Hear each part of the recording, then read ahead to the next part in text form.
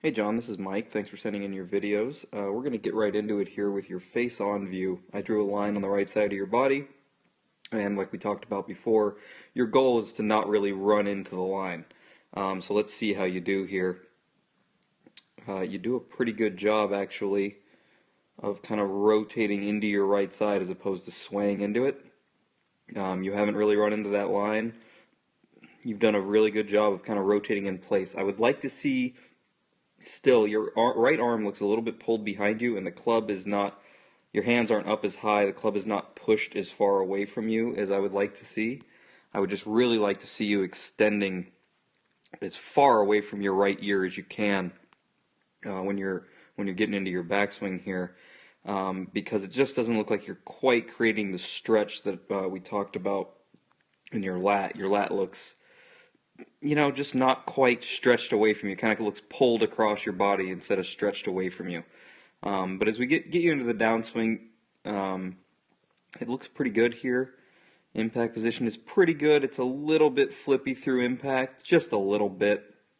But overall, it's pretty good, and your body lines have looked or have corrected nicely from the face-on view. So you're doing good work there. Let's get you on the down the line view. And you're going to see, I know you know that this is a tendency, but I've drawn a line on your shaft plane, and the goal, especially in the beginning of the backswing, is to keep the club head on the shaft plane. It's just more textbook would be to have the club tracking up this shaft plane at least till it gets halfway back, and then it gets up a little bit higher. But yours is very far inside the shaft plane very early. So the problem with this is, your club is way in here, and your shoulders have hardly turned. So it's not as though you can turn your shoulders tremendously from here and really, really get some width. I mean, if you turn your shoulders from here, the club is going to be really far inside. So what you do instead is you choose to not turn your shoulders. You've got the club pretty far in there. Your shoulders are kind of done turning here, and the rest of your swing, you're kind of lifting the club back up on plane with your hands and wrists. Do you see that? How you're kind of just, we'll rewind the clock again here. So it's a little bit under.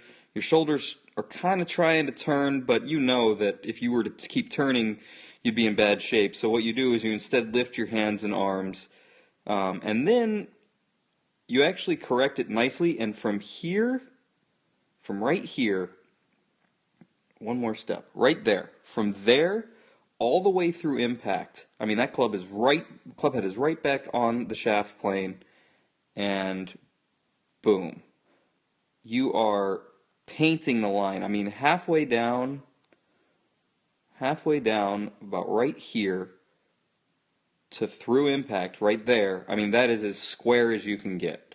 So you're doing that really, really, really well. I would just like to get you some more room to make this move a little bit easier for you to make. So I know you've tried to stretch your left lat on the way back, and while I still want you to think about that, I want you to try to keep your right arm straight. If you were to take the club back and try to keep your right arm straight, extend it back towards the camera, believe me, you cannot keep your right arm too straight.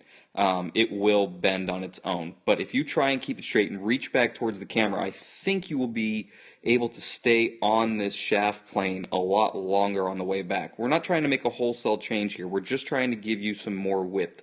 So try to keep your right arm straight on the way back. It will bend, believe me.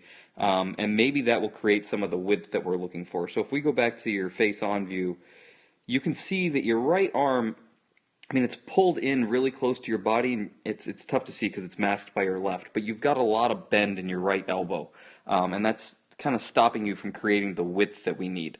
So I want you to extend both of your arms from this down the line view. I want you to extend both of your arms as straight and as far back towards the camera as you can in order to create some width. You might even feel a little bit of pressure. Your left thumb sits right below your right hand, and in order to feel the width, you can actually feel pressure from your right hand pushing on your left thumb, and that'll create a lot more width for you.